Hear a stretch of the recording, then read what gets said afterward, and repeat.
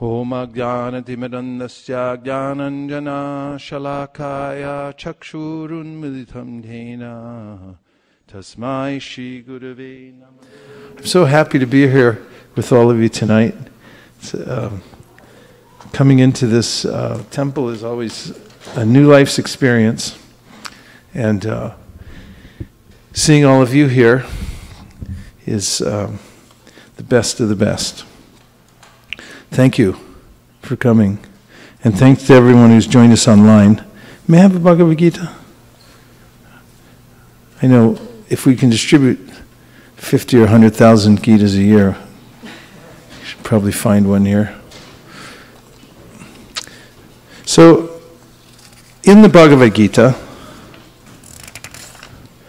in the 3rd chapter, starting with the 27th verse, 27th and 28th verses, Krishna talks about the difference between acting in knowledge and acting in ignorance. As it turns out, it makes a big difference. So, in 327, Krishna says, Prakrite kriyamanani gunai karmani sarvashaha ahankara vimudhatma kartaham iti manyate. And the translation is, the spirit soul, bewildered by the influence of false ego, thinks himself the doer of activities that are in actuality carried out by the three modes of material nature. And let's listen to Srila Prabhupada's purport. Two persons, one in Krishna consciousness and the other in material consciousness, working on the same level, may appear to be working on the same platform, but there is a wide gulf of difference in their respective positions. The person in material consciousness is convinced by false ego that he is the doer of everything. He does not know that the mechanism of the body is produced by material nature, which works under the supervision of the Supreme Lord. The materialistic person has no knowledge that ultimately he is under the control of Krishna. The person in false ego takes all credit for doing everything independently, and that is the symptom of his nations. He does not know that this gross and subtle body is the creation of material nature under the order of the Supreme Personality of Godhead, and as such his bodily and mental activities should be engaged in the service of Krishna in Krishna consciousness. The ignorant man forgets that the Supreme Personality of Godhead is known as Rishikesh, or the master of the senses of the material body. For due to his long misuse of the senses in sense gratification, he is factually bewildered by the false ego, which makes him forget his eternal relationship with Krishna. So there's a few things that Prabhupada mentions that the person in ignorance does not know. One is that the mechanism of the body is produced by material nature. This is an important point. If we mistake the body to be the self, which is characteristic of those in the modes of passion and ignorance, they think I am this body. And there's nothing beyond this, my family and my nation and so forth. Bodily identification is the same as animalistic consciousness. Yasyatma buddhi kunape tridhatuke swadi kalatradishu bhoma idyati yatirtha buddhi salilena karitij janeshu abhigeshu sa eva gokara. This is mentioned in the Srimad Bhagavatam. Lord Krishna says that a person who identifies him or herself with the material body, thinking that this body, which is mechanistic, and if you really look at it, it's a bag of bile, mucus, and air, if you want to put it like that. Yasyatma buddhi kunape tridhakute, which Krishna does. And that it's such a person then considers the land that he or she was born in to be worshipable, and This, he says, eva gokara, a person like this is in animalistic consciousness, no better than an ass or a cow. Yes?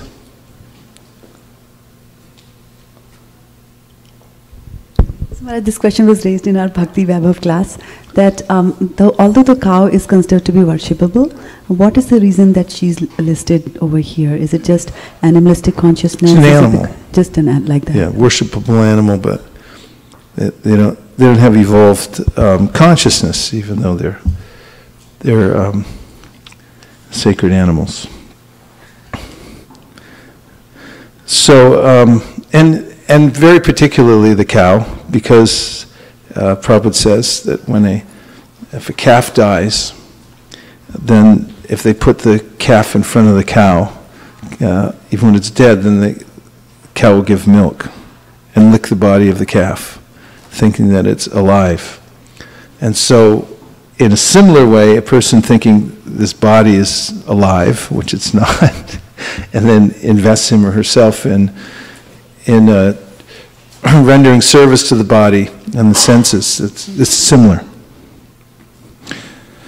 So the first thing is that the mechanism of the body is produced by material nature. That's something they do not know.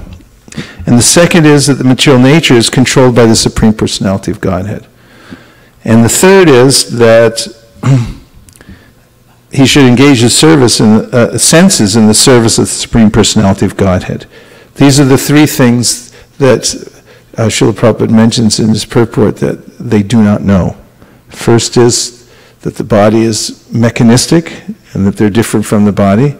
The second is that the material nature is controlled by someone, and that someone is the Supreme Personality of Godhead. And the third is that that person should engage his senses in the service of the Supreme Personality of Godhead. And he also mentioned a characteristic of a person who is in ignorance, that he takes credit for whatever he does. So now let's look at the person in knowledge. That's the next verse 28. They're one next to the other. Krishna juxtaposes these verses to give us the contrast. Tattvavitu mahabhaho gunakarma vibhagayo gunaguneshu vartanta iti matva nasajjate. One who is in knowledge of the Absolute Truth, O mighty armed, does not engage himself in the senses and sense gratification, knowing well the differences between work and devotion and work for fruitive results. Prabhupada's purport: the knower of the Absolute Truth is convinced of his awkward position in material association. He knows that he is part and parcel of the Supreme Personality of Godhead Krishna, and that his position should not be in the material creation. He knows his real identity as part and parcel of the Supreme, who is eternal bliss and knowledge, and he realizes that somehow or other he is entrapped in the material conception of life.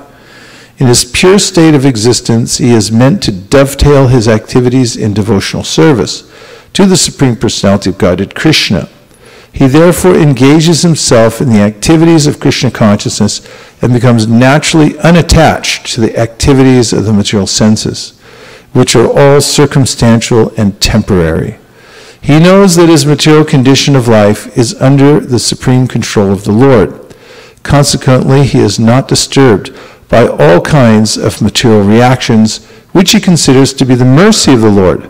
According to Srimad Bhagavatam, one who knows the Absolute Truth in three different features, namely Brahman, Paramatma, and the Supreme Personality of God, it is called Tattvavit. Called what? For he knows also his own factual position in relationship with the Supreme. So now we have the contrast. And here in the purport, Prabhupada mentions the things that a Tattvavit, a knower of the truth, knows. First is the awkwardness of material nature. The material nature is awkward for a reason, and that is that we are non-material and incompatible with the material nature. And The word awkward is spelled rather awkwardly also. It's got 2 W's in it. And if you don't know how to spell it, you'll have to look it up, because it has A-W-K, then another W-A-R-D, awkward. Just to say it is awkward. And this can be a relief to those who are tattvavit, who are in knowledge of the Absolute, and that is that the material world is awkward. If I think that it's not, or it's not supposed to be, or it's just me that doesn't fit in here, then I might be very disappointed. But actually, it's awkward for every spirit soul in this world, because we don't really belong here. What does the word awkward mean, Shraddha? She's all ready. She saw it coming. So awkward is an adjective which means causing difficulty, hard to do or deal with. Number 2, causing difficulty, hard to do or deal with. For example, some any awkward of these questions. Fit anything that happened to you today? Okay. Causing or feeling embarrassment or inconvenience. Not smooth or graceful. Check. Or ungainly. And the origin is amazing. It says late Middle English, in the sense, the wrong way around. The wrong way around. From awk, which means backward or perverse and clumsy. Okay, this is also the description in the Bhagavatam in the verse Bhayam dvitiya binibeshatasya ishad apetasya viparyo smriti. Viparyo smriti means that one's intelligence gets turned around. It goes in the opposite direction. And therefore, I become full of fear as I'm interacting with Krishna's external energy. And I identify with it. And therefore, my life becomes awkward or difficult. So the tattvavit knows this very well, that the material nature is awkward. The second thing here she knows is he's a part and parcel of Krishna. This is mentioned in the Sri Brahma Samhita, that we have an eternal kinship with the Lord. We're eternally related with Him. It's not that at some point we come into our relationship with Him, but we always have a relationship. We always have had a relationship with Him. We always will. But we've been illusioned and disconnected from that. Third is, he knows he's not part of the material creation. Asango Hyayam Purusha, the Vedas say, in giving us great relief, you have nothing to do with this material nature at all. And you don't belong here. Fourth is that somehow or other he's been trapped by the material condition. And this is a good summary of how we fall into the material nature. It's argued ad infinitum in various places, but here it's summed up somehow or other. We fall into the material nature. But a person who's in knowledge knows this, that somehow or other I've been conditioned by the material modes. And fifth, he knows that his life is under the control of the Supreme Personality of Godhead. And sixth, the material reactions are the mercy of God. And seventh, he knows a lot. He knows a lot more than the other guy doesn't know stuff. Number 7, that he has an eternal relationship with Krishna. He has an eternal relationship with Krishna. This is very important. So I'll read the 7 again. He knows the awkwardness of material nature, that he's part and parcel of Krishna, that he is not part of the material creation, that somehow or other he's been trapped by the material condition, that his life is under the control of the Supreme Personality of Godhead, that material reactions are the mercy of God, and then he has an eternal relationship with Krishna. Everyone in this room who knows all 7 of those, raise your hand. Everyone's hand should go up. You all know this. Raise your hand. Even if you didn't know what I asked you, raise your hand. Okay. Okay, yes, you know all 7 of these. You're tattvavits. You're knowers of the truth. So the difference is profound, and the a question may be asked, and that's why I'm going to ask it. How is it that activity done in full knowledge is non-reactive? And this is one of the results of having knowledge, and Prabhupada mentions it in his purport, and that is that the person in ignorance and the person in knowledge may be doing the same things, but the result is different. And isn't that profound? That because of a person's consciousness, as they're performing the activity, one person gets one result, another person gets a different result. Please give me a verse from the Shishopanishad that says something like that. It starts with Anyad, Evahur, Sambhavad. You know the verse, Anyad Evahur Sambhavad, Anyad Ahur Asambhavat, Iti Shushumadhiranam Yenas Tadvichakshire. Everyone should memorize Shishopanishad. If you haven't yet, by next weekend, please. Anyad Evahur Sambhavad, Anyad Ahur Asambhavat means that there's a difference between worshiping that which is supreme and that which is not supreme. This is an axiomatic truth, and it's important to us because as living beings, we're concerned with consequences, aren't we? Say yes. Yes. Do you ever look at your financial holdings? Do you care when the market goes up and down? Yeah, people look at it a lot more when it goes up than when it goes down. They don't want to look. A study was shown. So we care about consequences, and when we invest our minds, our intelligence, our propensity to worship something or someone in the Supreme, then we get one result, and another result, a different result comes out when you worship that which is not supreme. So these two verses explain what the difference is. When you understand who the Supreme Personality of Godhead is and what your relationship with Him is, when you perform activities, then it's non-reactive. And there's a lot of proof for that in the Vedas, in the Shastra. The ultimate reason I'll start with is the mercy of Krishna. Of course, everything's dependent on Krishna. But the reason that we're free from reactions is Krishna's mercy. So, in the purport to Tattvavittu Mahabaho, Gunakarma Vibhagayo, Guna Guneshu Vartanta Iti Matva Nasajjate, where Krishna is talking about the Tattvavit, he says that a person, one who knows the absolute truth in three different features, namely Brahman, Paramatma, and the Supreme Personality of God, it is called Tattvavit, for he knows also his own factual position in relationship with the Supreme. So this is very important, the relationship. Because when we act in relationship with Krishna,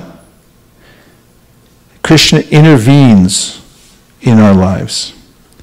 And for the devotees, it appears that he gives special consideration, although if you read the 7th canto carefully, you'll see that Shukadeva Goswami goes to great lengths to point out that the Lord is impartial, and that as we come into knowledge because of divine intervention, and I'm going to talk about that in a minute, how important that is, intervention, that we realize our intimate relationship with Krishna, that we're actually part of Him, and that we have a loving relationship with Him. Krishna mentions this in the 9th chapter of the Bhagavad Gita. Samoham sarvabhuteshu name dvesho stina priya ye bhajanti tumam bhaktya maite teshu chapyaham.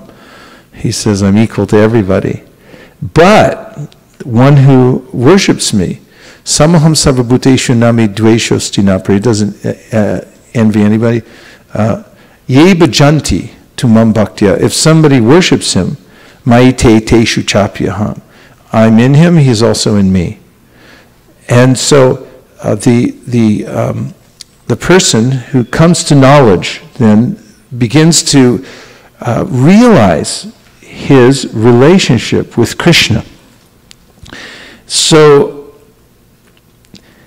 Krishna says in the Bhagavad Gita that when somebody realizes that, oh, I have a relationship with Krishna, and then sincerely tries for it, that Krishna helps such a person. It says that in very specifically in the 10th chapter of the Bhagavad Gita, in the 10th verse and the 11th verse. He says, Tesham satata yuktanam pachatam priti purvakam dadami buddhi yogam tam yenamam upayantite. So in this verse he says, translation, that to those who are constantly devoted to serving me with love, I give the understanding by which they can come to me. So as one comes into knowledge of Krishna, then Krishna is there. In the next verse he says, Tesham ivanakam partam aham agyana jamtamaha nashayam yatma bhavasto gyana deepena bhashvata. And here he says that he's within the heart of the devotee. And as the devotee approaches him in this mood of devotional service and surrender, then he illuminates, he helps the devotee by illuminating his heart and showing the way how to come towards him. So this is a great advantage for the devotees because Krishna is helping there from within the heart. And also, the Shastra says how Krishna gives a special consideration to those who are devotees. One of the prominent verses that the Acharyas quote regularly is from the 11th canto, 5th chapter, 42nd verse. Swapada mulam bhajata priyasya tyaktanya bhavasa hare priyeshaha vikarma yachot patitam katanchit dhunoti sarvam hridisani vishta. That is 11.5.42. So this verse says that if somebody takes to the process of devotional service, but then has a slip-up, which means vikarma yachot patitam katanchit. Just look at the Sanskrit transliteration first. So this swapada mulam bhajata priyasya. Priyasya means that a person who's engaged in worshiping Krishna is very dear to him. And tyaktanya bhavasya. So the mood of the devotee is, the bhava, is tyaktanya, that I'm giving up everything for Krishna. Hari prayeshaha, I'm giving it up for Hari. And now, vikarma yachchot patitam katanchit, if somehow or other, for some reason, there's some vikarma, while a person's performing devotional service. Vikarma means he did something he wasn't supposed to do. Dhunoti sarvam hridishani vishta. This means that the Lord is there within the heart and rectifies the devotee from within. And therefore, it's not necessary for a devotee to perform prayaschitta, as it is when one's doing karma. Yes?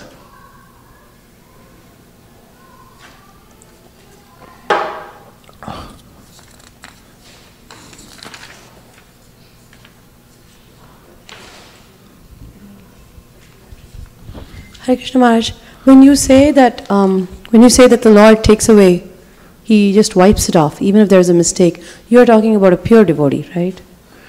No. Because then we look at the fact that, we have to remember we're doing Vaishnava Aprad. What? Most of the time a you devotee... have to remember what? That you do Vaishnava Aprad. The biggest Aprad any devotee can do is a Vaishnava Aprad. Well, don't do Vaishnava Aparad. But then Krishna says, I'll wipe it out, don't worry. So. Well, there's two things that you have to suffer for. One is Vaishnava Aparad, and the other is sinning on the strength of chanting. There are other offenses which you can rectify by continuing to chant.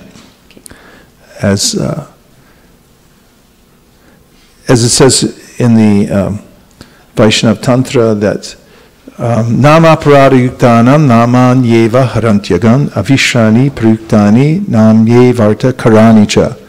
That if you're making aparadhas in chanting, then you should chant constantly. But the acharyas say be careful of Vaishnava Aparada, because that you actually have to suffer for. There's no rectification by continuing to chant. And also don't sin on the strength of chanting. that's a big topic because one might ask the question, here we talked about somebody who did some vikarma. And so that question is answered in the Shri Prambhavati Dharmatma Shashvas Chantim Nagachati Kantiya Pratijanihi Nami Bhakti Pranashati. You know the purport, right? No. Okay, show the purport. We'll read it because it's important. Shri Prambhavati 931. Shri Prambhavati Dharmatma Shashvas Chantim Nagachati Kantiya. This is a famous verse where Krishna is telling Arjuna, declare it boldly, my devotee will never be vanquished. And he says, very quickly, Shripam Bhavati Dharma, very quickly he becomes righteous, attains lasting peace. Now listen to this purport. It'll never be the same after you hear this. Purport, this should not be misunderstood. In the 7th chapter, the Lord says that one who is engaged in mischievous, it's not mischievous, there is no such thing, mischievous activities cannot become a devotee of the Lord. One who is not a devotee of the Lord has no good qualifications whatsoever. The question remains then, how can a person engage in abominable activities either by accident or by intention be a pure devotee? This question may be justly raised. The miscreants, as stated in the 7th chapter, who never come to the devotional service of the Lord have no good qualifications. As is stated in the Srimad Bhagavatam, generally a devotee who is engaged in the 9 kinds of devotional activities is engaged in the process of cleansing all material contamination from the heart. He puts the Supreme Personality of Godhead within his heart, and all sinful contaminations are naturally washed away. Continuous thinking of the Supreme Lord makes him pure by nature. According to the Vedas, there is a certain regulation that if one falls down from his exalted position, he has to undergo certain ritualistic processes to purify himself. But here there is no such condition, because the purifying process is already there in the heart of the devotee due to his remembering the Supreme Personality of Godhead constantly. Therefore, the chanting of Hare Krishna, Krishna Krishna, Hare Hare, Hare Rama, Rama Rama, Hare Hare, should be continued without stoppage. This will protect a devotee from all accidental fall downs. He will thus remain perpetually free from all material contaminations. Now, what is accidental and what is on purpose? Prabhupada answered that. He said if they come back, it was accidental. When they come back, that he didn't consider. But we see people, they go away. This Narada mentions this in his teachings to Srila Vyasadeva. Navajano jata katanshanam vrijan mukunda sevan yavad angrisam shitim. What's the next line? In this verse, Navajano jatu katanchana vrajan mukunda sevan yavar angasam shritin. He says that a person may fall down from devotional service, but he can't forget the lotus feet of the Lord. Interestingly, in that purport, Srila Vishwanath Chakravarti Thakur says that the devotee is haunted by rasa. He may try to go away and experience the material world again, but it's too late. He already tasted something superior. So he'll remember it again and again. Verse? Mukunda sevan yavaranga samsritin yata mukundang rupagruhanam puna vihatami chenna rasagrahojana. You want to see it? Yes. Say yes. Yes. When anybody asks you if you want to see a Bhagavatam verse, you just go, yes. Even if it's in the middle of the night, they wake you up 1 o'clock. You want to see a Bhagavatam verse? Just say yes. That's how you go back to Godhead. 1519. There it is. That's not it. Okay. I'll say, please repeat. Navajano jatu katanchana vrajan. Mukunda sevan yavadanga sangsritim. Smaran mukundang rupaguhanam punar. Vihatum icchenarasa grahojana. And the translation is, my dear Vyas, even though a devotee of Lord Krishna sometimes falls down somehow or other, he certainly does not undergo material existence like others, fruit of workers, etc., because a person who has once relished the taste of the lotus feet of the Lord can do nothing but remember that ecstasy again and again. He'll come back. So, in the verse we were looking at, in the 11th canto, Supada Mulam Bhajata Priyasya, the Acharyas make several points. First is that the Lord personally protects a surrendered soul from the reactions of accidental fall down. No prayaschitta required. The second is, even powerful demigods like Yamaraj cannot touch a devotee who has been claimed by the Supreme Lord. Example is Jamil. That's the whole idea of the 6th canto, is following the 5th canto, because the 5th canto tells about the hellish conditions that people who are dedicated to material life have to suffer eventually. And Shukadev Goswami, Parikshit Maharaj, being a compassionate Vaishnava, says, what can be done? How can they be helped? And that's when Shukadev Goswami becomes enlivened. He tells the story of Ajamil, which he heard from a sage. And that it describes Poshanam, how the Lord protects his devotees. Especially, he protects through his holy name. And anyone who chants the holy name like Ajamil is protected from sinful activities. One may say, how come he went on sinning even after he chanted Narayan? But the Vishwanath Chakravarti Thakur says, this is only a semblance of sinful activity. It was like a snake with no fangs. It was biting with no effect, because the holy name is so powerful. It wiped out any kind of reactions. So, also, the Acharyas say, in regard to the verse, the devotees of the Lord are the most dear to the Lord, and he protects them as a father would protect his child, even if the child deviates. That's important to remember. And finally, that the causeless mercy of the Supreme Lord on his devotees is his supreme opulence. That's brought out in the purport also. That's his supreme opulence, is his causeless mercy to his devotees. So it's good to be a devotee, isn't it? This is to Supada Mulam Bhajata Priyasya Tyaktanya Bhavasya Hari Priyeshaha. That verse, important verse to remember. So, ultimately everything's personal. That we have a personal relationship with Krishna. So it's not a mechanical thing, but we have an actual relationship with him. And when he sees our attitude towards him, he reciprocates. Where does Krishna say in the Bhagavad Gita that he reciprocates with everybody? Ye yatamam prapadyante tam stataiva bhajamyaham mama vartmana vartante manusya partasarvasha. So this is heartwarming, at the very least, because Krishna is the Supreme Personality of Godhead. He's the best friend of all living entities, and every one of us have a relationship with him. And he says, as in whatever way you would like to approach me, that way I'll reciprocate. This is a very sweet relationship that everybody has. So,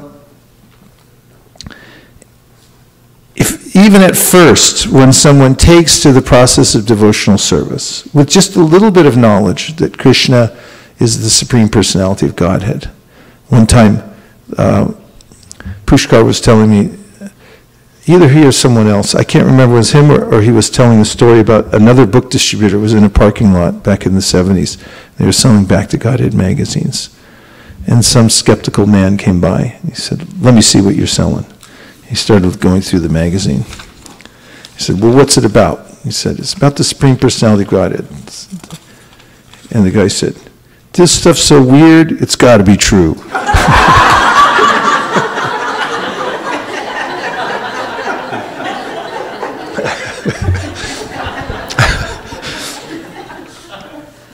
So, in the beginning, the devotees come in contact with spiritual knowledge, and they start to have a sense that this is probably true. And if they're fortunate, they come in contact with the pure devotees who are engaged in the process of devotional service, and they take it up. So if someone has a little bit of faith, it goes a long way. And this comes up in the 3rd chapter, 31st verse of the Bhagavad Gita. This verse everyone knows, Ye me matam idam nityam anutishtanti manava. Krishna is saying that those who execute their duties according to my injunctions. So this means faith. You hear Krishna say something and you say, okay, I'm going to do that. And who follow this teaching faithfully without envy become free from the bondage of fruit of actions. So this is called knowledge. When you get the perfect source of knowledge and then you follow it. This is knowledge in action. And this is the result, that the person becomes free from the bondage of fruit of action. And here's how powerful it is. This little bit of faith in the purport Prabhupada writes, the injunction of the Supreme Personality of Godhead, Krishna, is the essence of all Vedic wisdom and therefore is eternally true without exception. How do you like that? Makes your life better, right? Best. As the Vedas are eternal, so this truth of Krishna consciousness is also eternal. One should have firm faith in this injunction without envying the Lord. There are many philosophers who write comments on the Bhagavad Gita but have no faith in Krishna.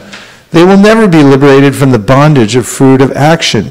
But an ordinary man with firm faith in the eternal injunctions of the Lord, even though unable to execute such orders, becomes liberated from the bondage of the law of karma. In the beginning of Krishna consciousness, one may not fully discharge the injunctions of the Lord, but because one is not resentful of this principle and works sincerely without consideration of defeat and hopelessness, he will surely be promoted to the stage of pure Krishna consciousness. So, this fortunate knowledge and faith comes into the heart of the devotee by intervention. We need intervention because Lord Chaitanya says it's not swata or automatic that a living entity comes out of the control of the material nature. We don't automatically break free from the conditioning of the modes of material nature. It's very powerful, the conditioning of material nature. Where does Krishna say in the Bhagavad Gita how powerful it is? Daivahi shagunamayi mama maya duratyaya mamevaye prapadyante mayametam tarantite. He says this divine energy of mine is very difficult to overcome. But those who surrender unto me can easily cross beyond it. So it's very difficult. And Chaitanya Mahaprabhu says, Maya mugda jivana nahi swata Krishna gyan. Jivere Kripaya Koila Krishna Veda Puran.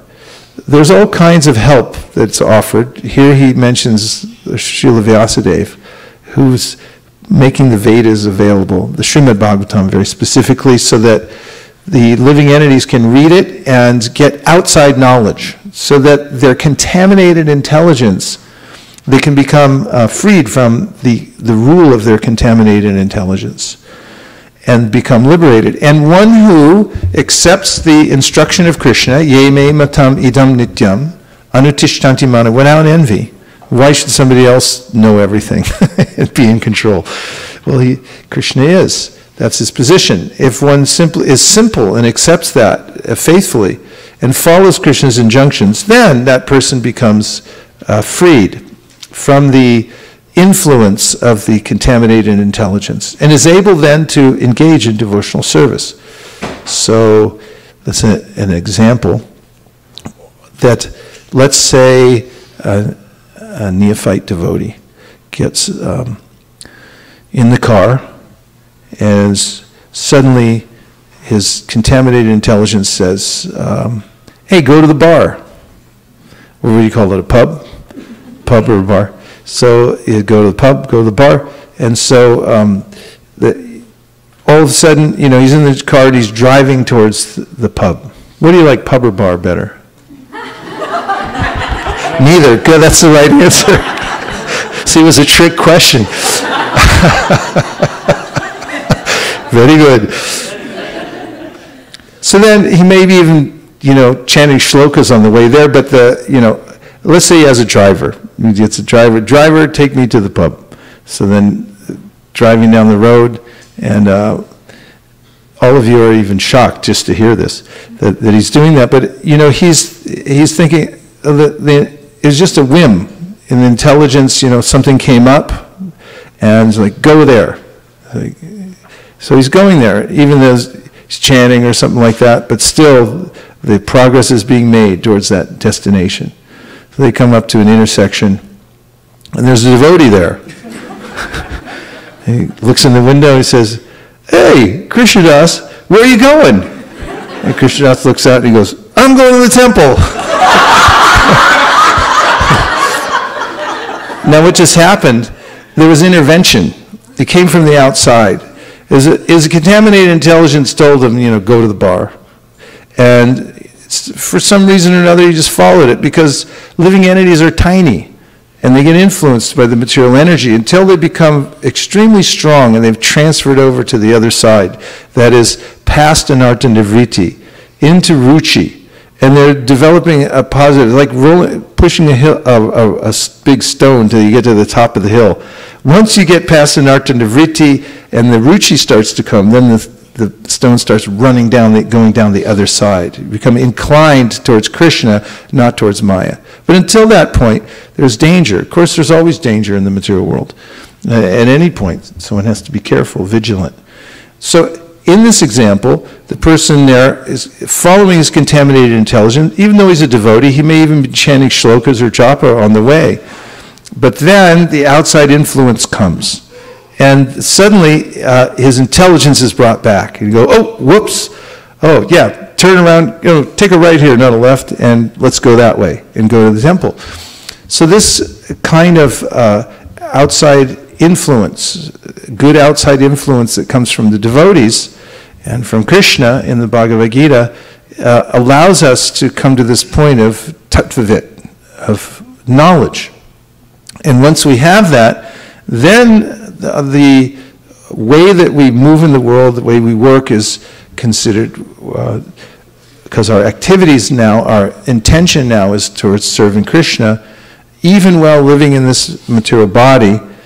The Rupa Goswami says such a person is a liberated soul, because he's following the instruction of Krishna and Krishna's devotees.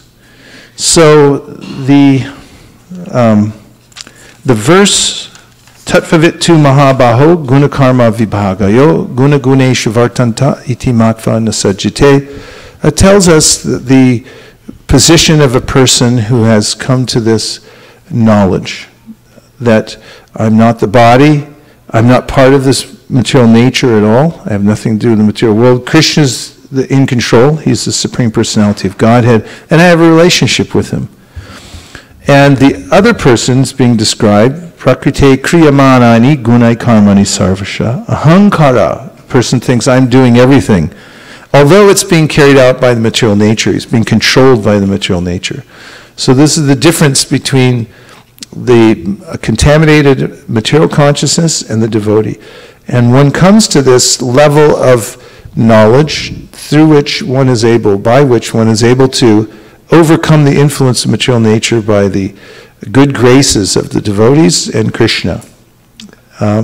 Especially the devotees, because generally Krishna doesn't get involved. He has his agents get involved, or he encourages them to do so. He says in the Gita that somebody who teaches this knowledge to other people is the most dear to me. Because Krishna, we already mentioned, samoham sarvabhuteshu, he tries not to interfere in the independence of the living entity. And now we'll take a few reflections. Anything that you heard so far that's stuck in your mind? Yes, please. Yes. So, two questions, Maharaj. One is that we talk about mercy of Krishna, and we talk a lot about the mercy of Krishna in so many, Bhagavatam and so many scriptures. So, I was just wondering why Parashar Mani did not list that as one of the opulences of Krishna, or is it kind of buried underneath one of them, like renunciation or something?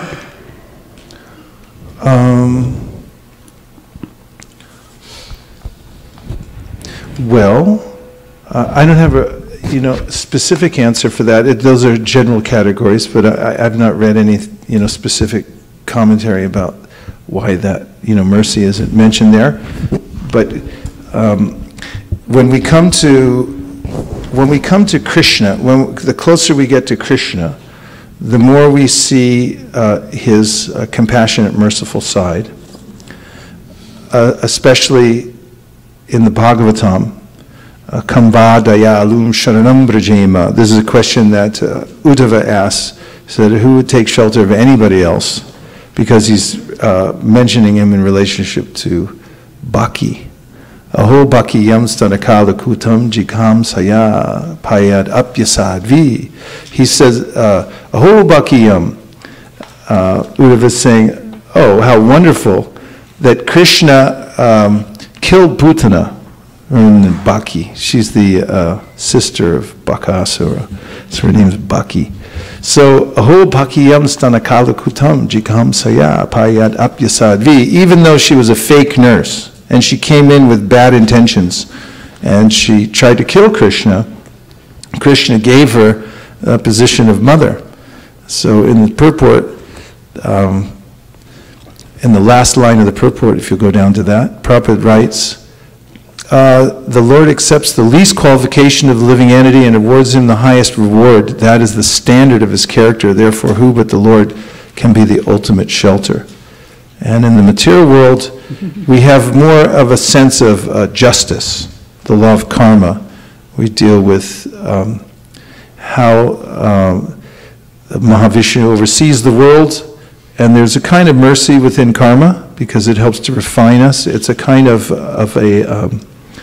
what we call a cosmic sensitivity training. And then of course, the mercy is there, and we have a sense through following processes mentioned in the Vedas, like varnashrama, that we're pleasing the Lord somehow or other. But it's very indirect. Just like if you follow all the traffic laws on the way home tonight, which I hope you do. Make a full stop at red lights, please. Then Donald Trump will be pleased with you, indirectly, because he's ostensibly, the head of the government, and you followed the laws that were set out somehow or other. So there's this indirect sense of mercy in the material world. But when you start to come into the Bhagavatam and you see Krishna in Vraj, then you see more how directly merciful he is. And everybody's asking about it. Even Brahma in his prayers in the 14th chapter of the 10th canto of the Srimad Bhagavatam is saying, Krishna, after you gave so much mercy to Bhakti, to Putana, do you have anything left for the residents of Vrindavan? I mean, you gave so much to this dastardly person who was a child killer and tried to kill you, but you gave her complete mercy. You have anything left for everybody else? And the big answer is yes, more and more and more and more. So you see Krishna in his aspect of supremely compassionate and merciful, especially in the form of Krishna. And when Parashara is mentioning these general opulence, categories of opulences, talking about God. And Krishna's not God, he's the Supreme Personality of Godhead. Yes? The same point that you just mentioned, Prabhu, I just wanted to say how Prabhupada says in the 331 purport that even if we understand Krishna's instructions, but even if unable to follow his orders, but still, because if you are not inimical, then you get the benefit. So I was just thinking about my corporation, like where you have to follow all the rules and work so hard, but you get the least reward. But here you understand, but you try your best, even if you have the least activity Yes. that you do, but still Krishna gives the highest award because of our intention. It's really good to remember, isn't it? And Yes. this comes out also, again, very prominently in the pastime of Bali Maharaj. Because Bali was a demon, a family of demons, and he was performing a big yajna, gloating over stealing the whole universe from Indra. I mean, this conflict is always going on, and Bali came out on top. And so there they are, enjoying the whole thing. And then Vamandev comes in. Actually, he's considered one of Krishna's most beautiful incarnations. People couldn't take their eyes off him. This is mentioned in the Laghu Bhagavatamrita. Vamandev, one of the most beautiful. He's a little brahmachari, effulgent, wearing a little deer skin. He's a little small. He's like, wow. Everyone's kind of like, oh. So, he comes in and Bali sees him and he just falls for him completely. He's like, wow. In his heart. But externally, he's the emperor, so he can't do anything right then. Because everyone's watching him. All the demons are around there. It's like, let's do the yajna. And Bali's thinking, like, I want to surrender. And Vamana knows that. So this is mentioned later in the pastime when Vamana is so grateful to Bali Maharaj. He becomes his doorkeeper. And he sends him to a place in the lower planetary systems that's more opulent than Indra's abode. And so on. And everyone's wondering, why did that happen? It was what was in Bali's heart that counted. He wanted to surrender right there. So Krishna understands the intention of the devotee.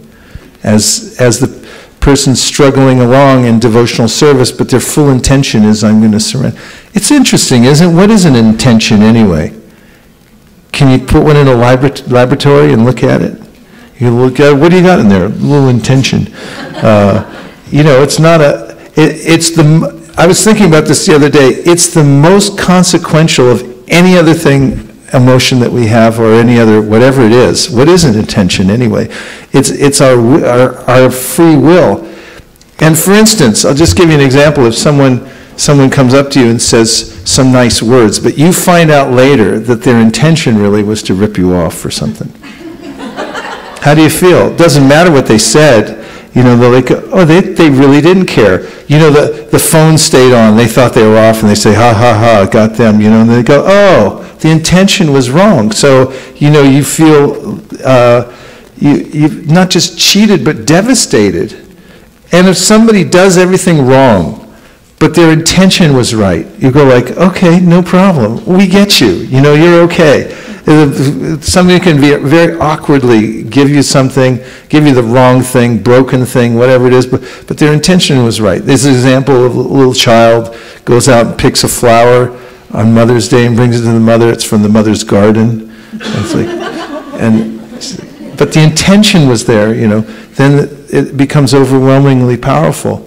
And so Krishna notices that more than anything. What is the intention in the heart of the devotee? And if you want to be effulgent, if you want to be happy, if you want the world to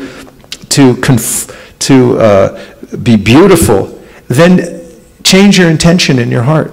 And if you change your heart, the quality of your heart, have a surrendered heart, a heart surrendered to Krishna. Decide once and for all that I surrender to Krishna in your heart.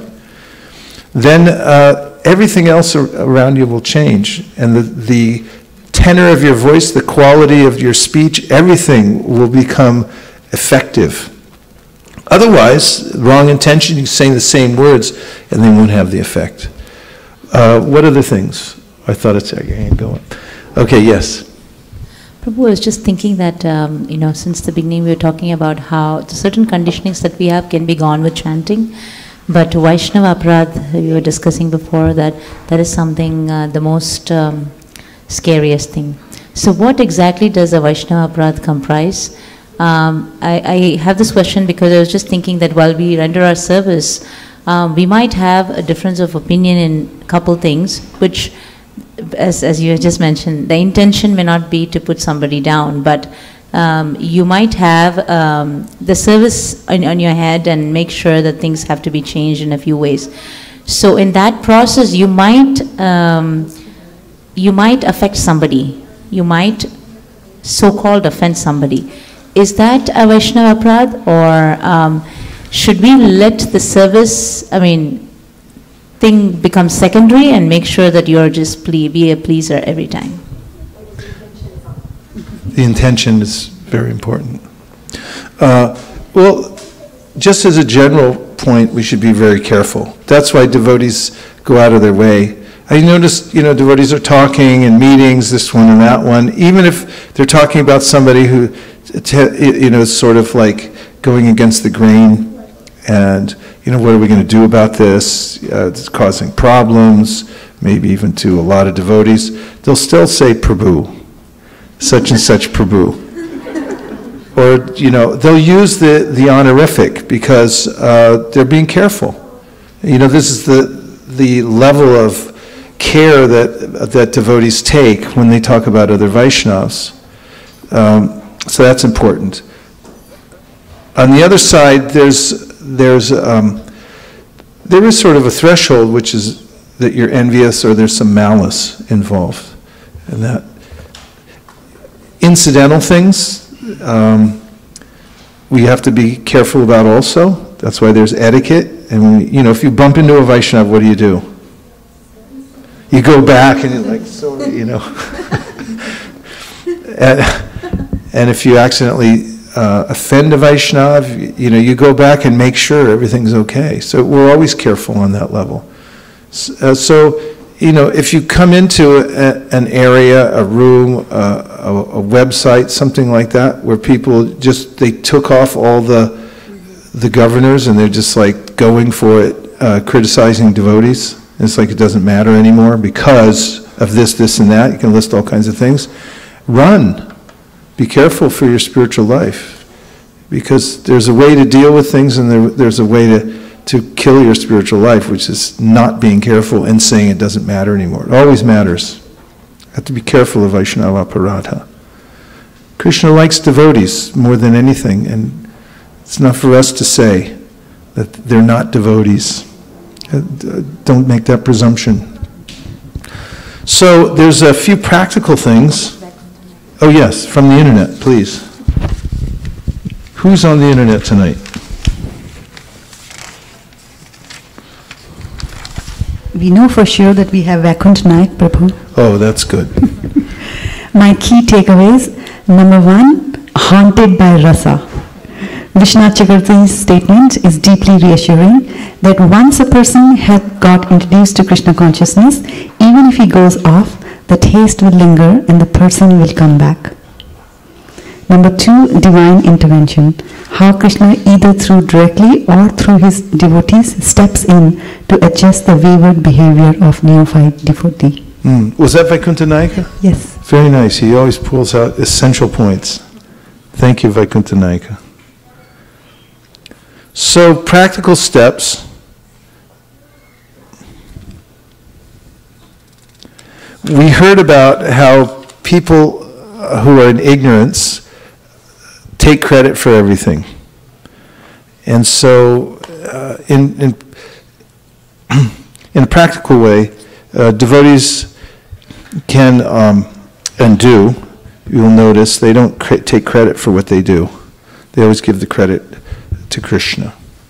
And they also don't take credit for what they haven't done either. Be careful about that. Prithu Maharaj mentions this. Well, the citizens were glorifying Prithu Maharaj, saying how great he was. He said, I just got here. How do you know? And he said, this is not glorification, actually, because you haven't seen me do anything yet. So be careful of what you take credit for if you haven't done anything. So don't take credit for what you do or for what you haven't done. And let Krishna decide whom to give the credit to. This is the best thing. When we're doing our work, because I'm talking about the verse, ahankara vimudatma, this is the symptomatic of a person in ignorance, that I think I'm the doer. So a devotee doesn't take credit. This is one of the prominent aspects of being the doer, is that I take the credit. I did that. That's me. So the devotee is careful to just leave it to Krishna, take the credit. Krishna knows how to sort it all out properly and give credit where credit is due. He goes out of his way to do that for his devotees. And not that the devotees are looking for that or waiting for Krishna to give it back, but let Krishna do everything on that level. And of course, the statement that it's amazing how much you can get done if you don't care who gets the credit. It comes back to an English author. Many people, U.S. presidents and things like that, have said it before, but this is a mode of operation of that if you're not concerned with holding things back because you need to get the credit, then there's a lot that you can do. And that's easy for devotees because devotees understand that Krishna is the ultimate doer. He's making it happen.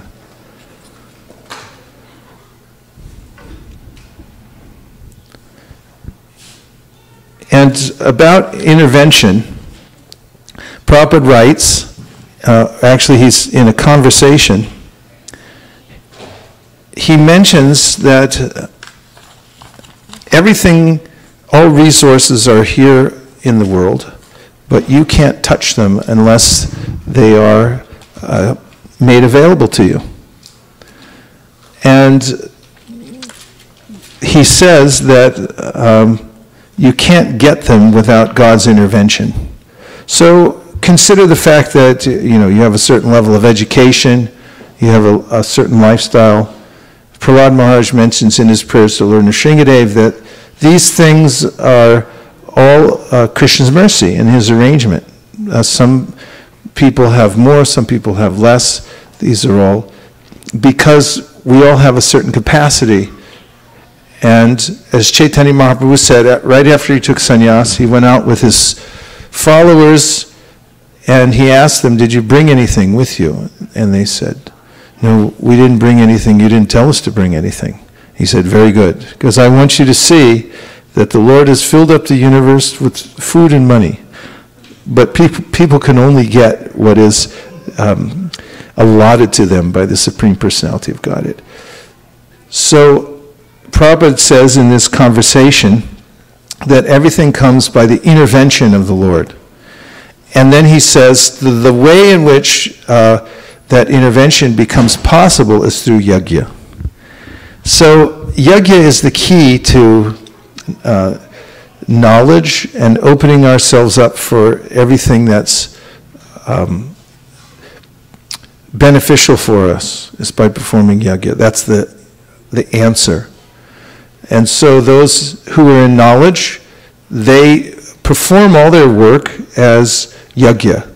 As Krishna says in the Bhagavad Gita, yat karoshi adashnashi, it's juhoshi dadasi yat tapasyasi konteya tat kurushra manarpanam.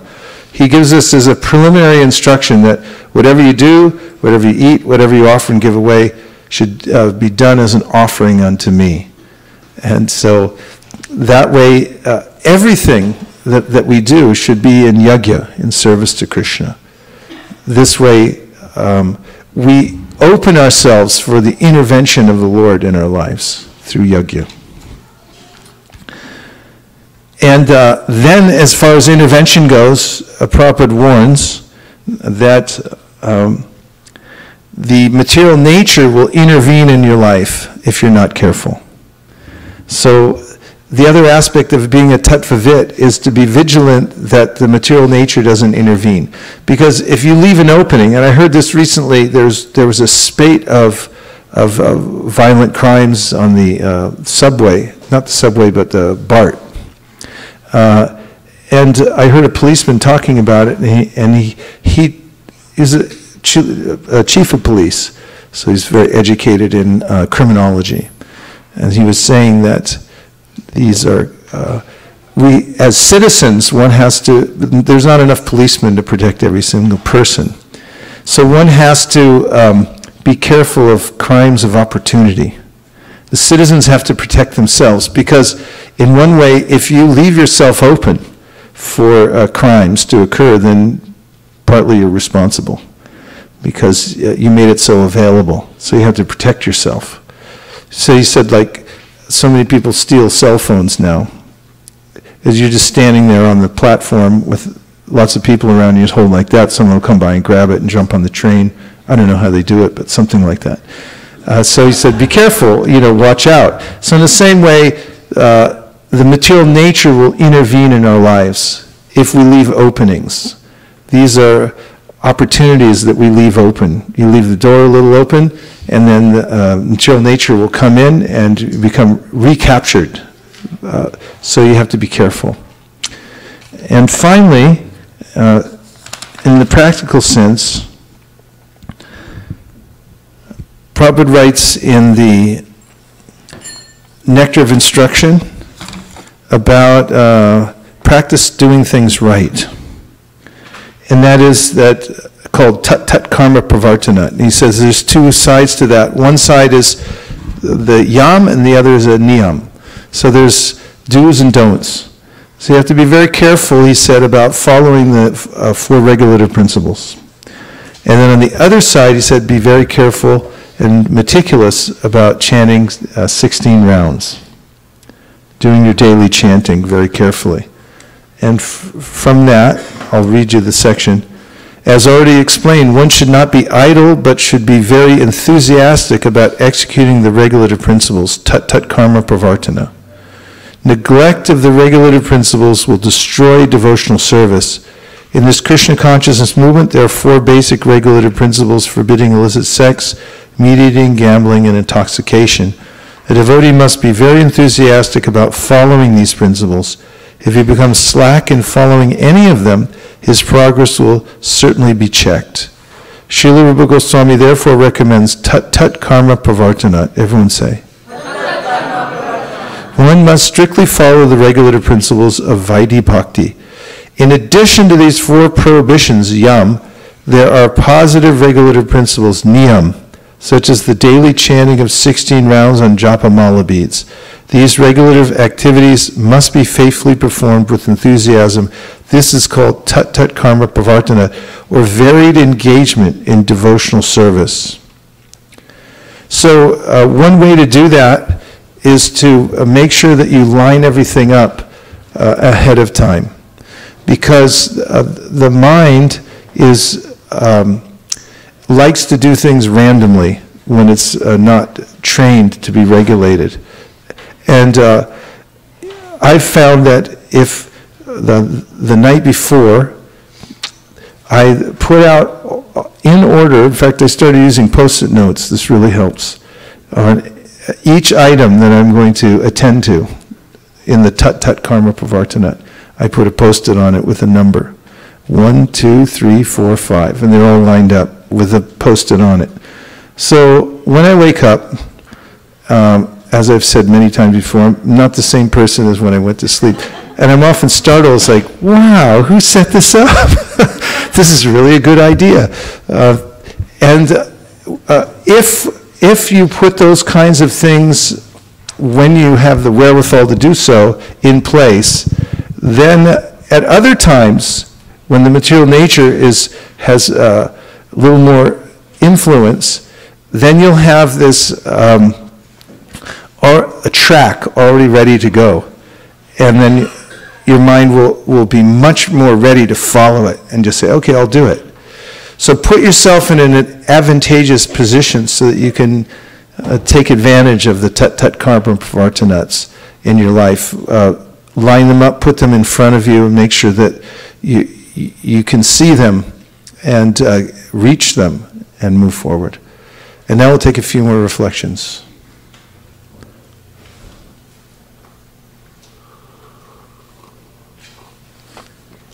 Yes.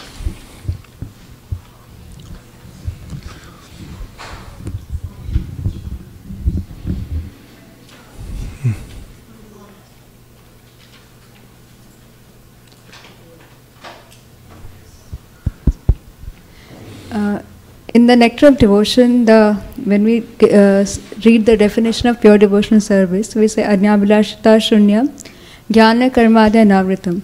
So the jnana there is impersonal knowledge. Is that correct, Maharaj? Yes. And when, like how in the purport also when Krishna is talking about knowledge, so is this knowledge different from that knowledge? Yes. Yes, it is. So what we're talking about is knowledge and relationship with Krishna. Knowledge of our relationship with Krishna, especially sambandha gyan, which means to understand who we are in relationship to Krishna and how to use everything that we have for Krishna, which is called yajna.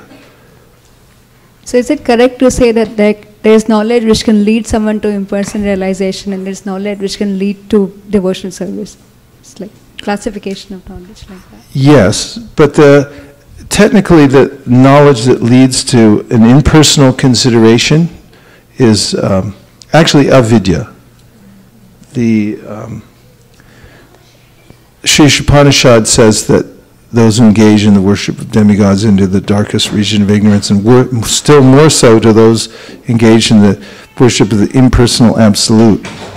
So this knowledge which is detached from Krishna, Krishna says in the Bhagavatam, Ratertam yat pratyeta na pratyeta chatmani tadvidyadat manomayam yatapaso yata tamaha. Whatever knowledge in this world that doesn't connect you to Krishna is actually ignorance. They're like flashes of light in the darkness. They don't actually help us at all. And so the knowledge, so-called knowledge, that comes to this conclusion of that God is impersonal is actually avidya. Yes. Yes, you have a follow-up? I have one more question which is not related to this, that what is the difference between sin and offense? Like, how do you differentiate? If we go trace them, what is the root cause of it? Like how Nectar Devotion says that ignorance is the cause of sinful activities. So what is the cause of offenses? And what is the difference between sin and offense? Well, they can be related, but when we're talking about sin here, the word is really vikarma, is the way it's described in the verse that we looked at.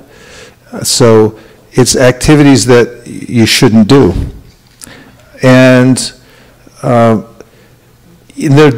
are various nuances in offenses. I mean, there are offenses that one can commit in chanting the holy names, in worshiping the deity, and associating with devotees. These are mentioned in the Harinam Chintamani. And there are various kinds of offenses that are there, and reasons for them. For instance, in worshiping the deity, it offends if you become lax and stop performing your duty and not doing the deity worship properly. You become too familiar, you just become lazy, and you don't do it. This becomes a kind of an offense, an aparadha. So the word, you look at it carefully, aparadha. So we hear Radharani, Radha. This is aparadha. It's again, Radha means worship. Radharani means the one who does the topmost worship. And so this aparadha means that somebody's doing something against the worship, the idea of the worship. So it does imply that somebody has some knowledge that they're engaging in the system, but then they do it wrong. And so there's that, and there's vikarma, which means to act against one's nature. Prabhupada describes it like that in other places, against one's interest. There's scriptural injunctions, you should do this and not that. You drive on the right side of the road, but you drive on the left side. So there's going to be bloodshed, and there's going to be some reaction to that, vikarma.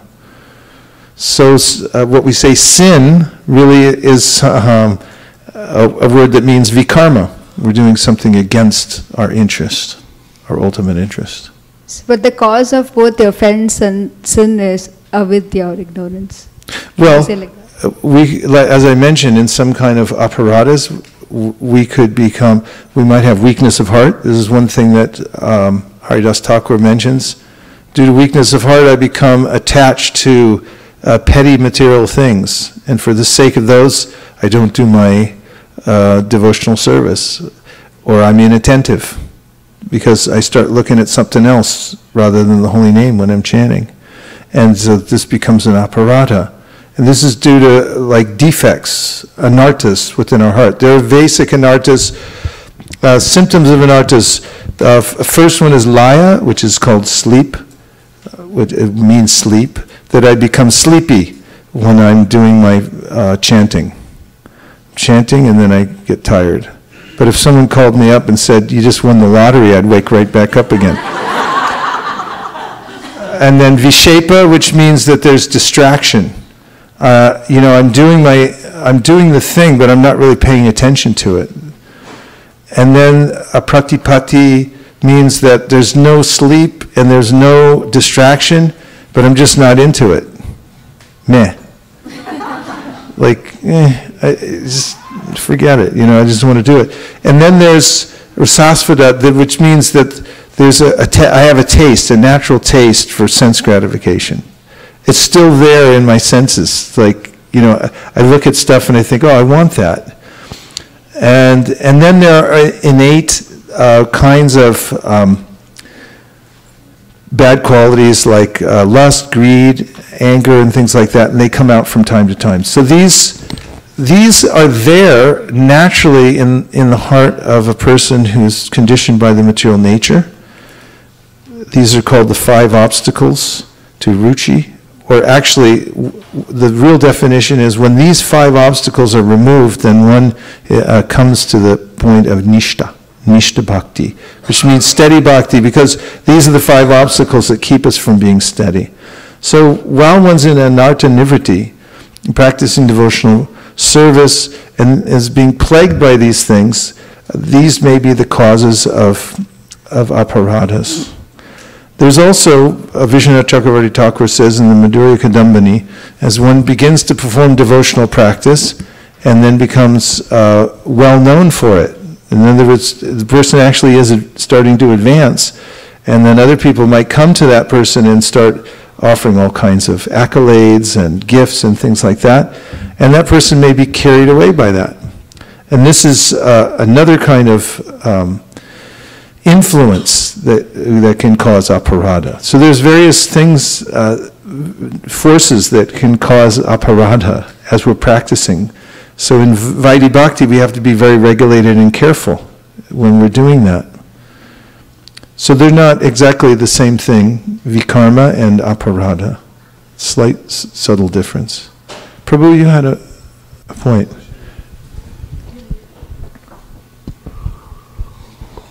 Hare Krishna Maharaj, I had a question. In Bhagavad Gita, it says Sankhya Yoga Prathakvala Pravadanti Na Pandita. So Sankhya and Yoga eventually leads to the same result. And Lord Krishna says only childish people think that they are different. But Maharaj, so does Sankhya Yoga constitute impersonalism, or does it always have to comprise of the impersonalist philosophy, or is it just analytical in nature? What is it? No, sometimes it's taught in an atheistic way. And Prabhupada brings this up many, many times in the Bhagavatam, that there's an atheist Kapila who taught Sankhya in such a way to mislead people. And then, of course, we have our Kapila of the 3rd canto of the Srimad Bhagavatam, who teaches Sankhya in order to bring you to pure devotional service. And, there's a way in which you eliminate all the things that aren't relevant, and you see the universe in its various parts. Sankhya means to count everything. You count it and go like, okay, these things aren't important, this is. And you come to that point of understanding what is the soul and the relationship with Krishna.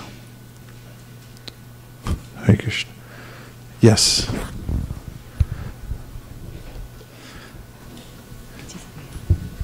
Is there a 5-minute Gita class tonight? Nobody's ready, right? Okay, next week. Thank you so much, Maharaj, for the wonderful class. I think I needed this badly. One thing which I liked a lot was when you mentioned the police officer talking about the crime of opportunity. And it's very, very powerful that, we blame Maya, but we are the ones who, keep our house open for it to step in. Yeah, you can think about that. You leave your window open, or if you leave your car open, and leave your computer on the front seat. You might as well just put a sign on the car that says free goods, help self.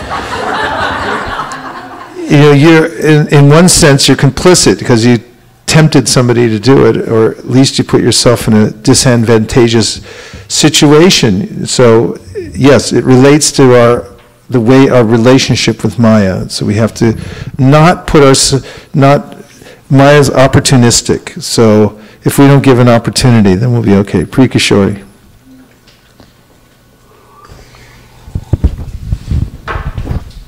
Hare Krishna. Thank you very much for the wonderful class, Prabhu.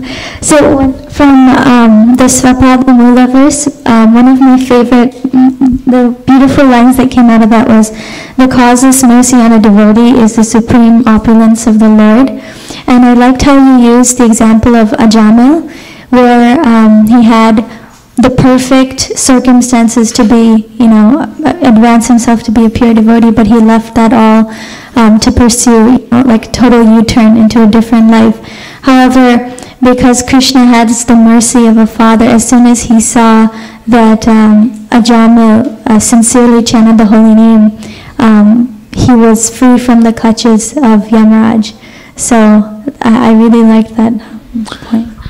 Yeah, it's one of the most edifying sections of the Bhagavatam, the story of Ajamil, for devotees. I mean, practically on every page, you're like, really? All that? Is it really true? I mean, there's so much there expressing how merciful the holy name is, that even if somebody doesn't know what they're doing when they chant it, Bhagavatam Shukadev comes right out and says it. Yes, yes, yes, yes. It's that powerful. Krishna's that merciful. And it makes you want to take advantage of the chanting, right? And now someone from our Pundit section quote a verse from the Shri Upanishad to verify any of the points that we made tonight. To think about it or call a friend. What else? Yes. 1, 2. 1, 2.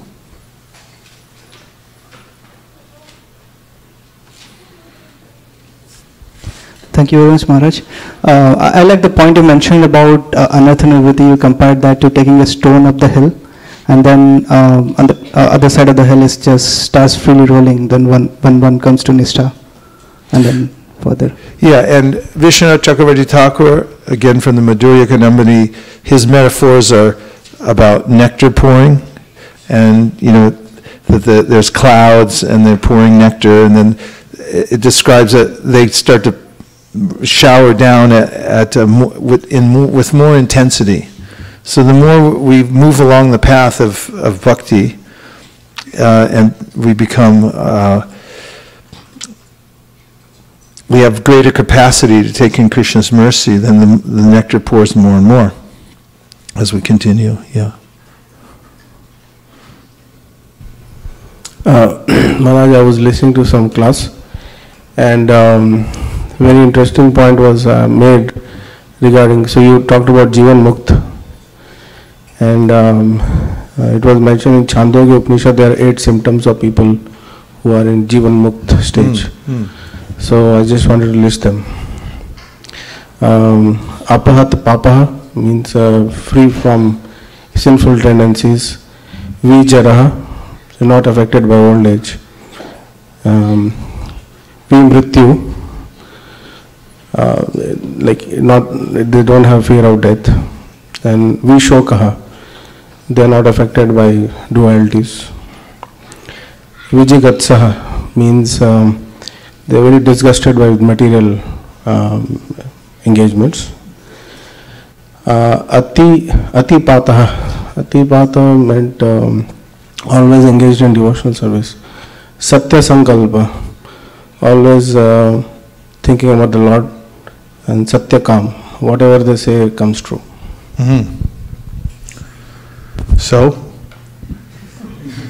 become Jivan Mukta.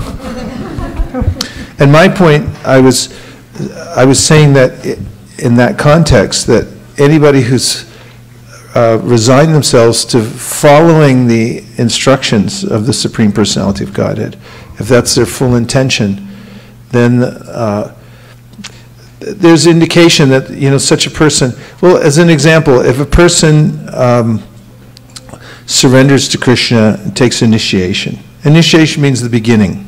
So someone's just beginning. But Chaitanya Mahaprabhu says, and this comes in the Madhya Lila, I believe it's Madhya, in the section of Haridas Thakur and Sanatan Goswami talking to Sri Chaitanya Mahaprabhu about the sores on Sanatan's body.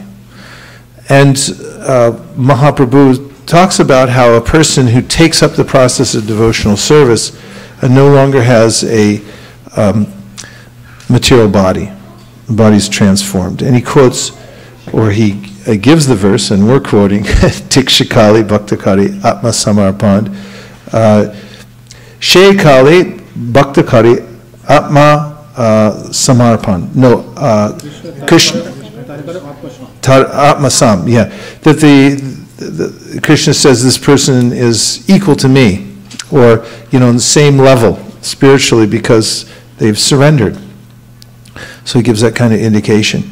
But, and Prabhupada mentions in the Chaitanya Charitamrita in a purport that if someone has full faith that Krishna and his name are non-different, then such a person becomes empowered, is empowered enough to go make Vaishnavas all around the world.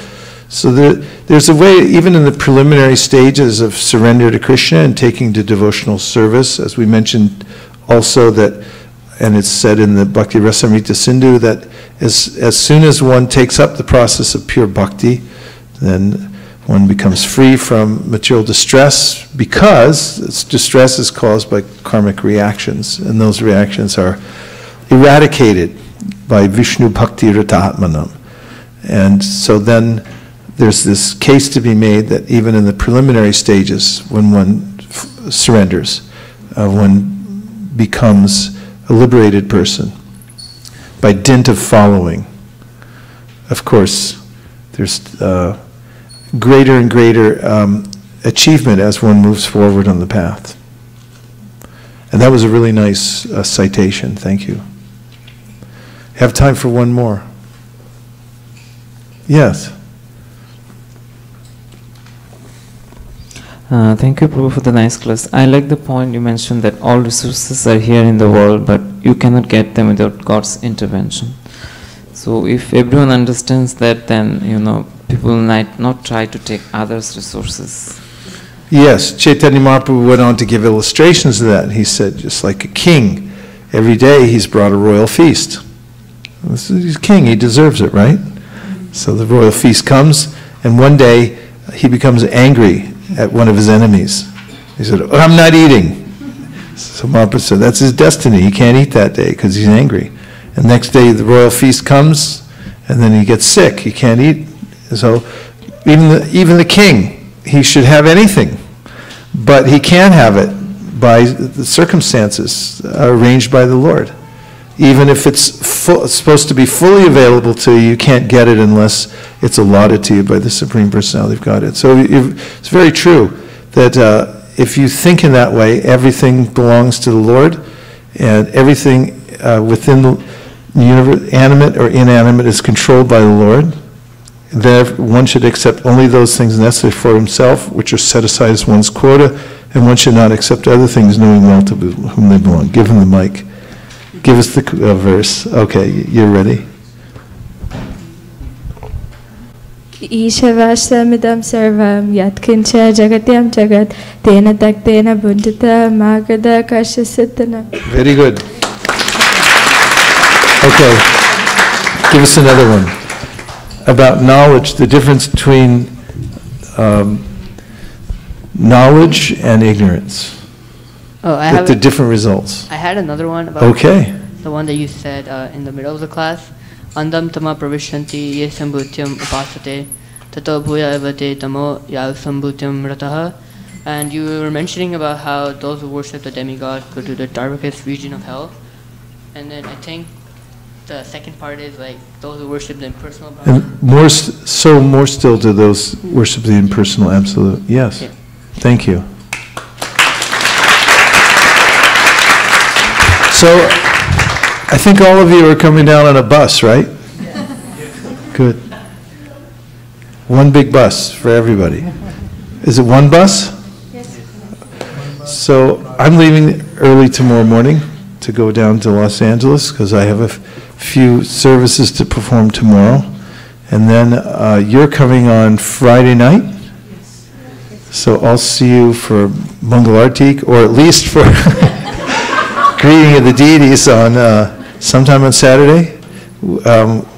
Shraddha's bringing the shlokas, and so we can chant for Shri Shri Rukmini Dwarkadish, our shlokas. We're going to do this year chapter 9 of the Bhagavad Gita, and all the other things that we can fit in, so that you don't miss prasadam down there. And because I have to catch an early flight, I hope you'll excuse me, but I have to head right out before the Artik. And I'm really looking forward to seeing Los Angeles, and also, this I think is my first day back since I was on a writing retreat. I'm looking forward to seeing you more frequently. I have a lot of thoughts, things to discuss. There's a lot of projects going on, and I'm very eager to talk to everybody about it. So thank you for all that you're doing to spread Krishna consciousness all over the world, and for taking care of each other and for taking care of yourselves. And I'll see you in a few hours down in Los Angeles. Vanchakalptaruscha kripasindhabevacha patitanam pavanibhyo vaishnavebhyo namo namaha nantakoti vaishnavinikijai go premanande. Nachari Armarman, Nachari Armarman, Nachari Armarman, Nachari Armarman, hey, Nachari Armarman, Nachari Armarman, Nachari Armarman, Nachari Armarman.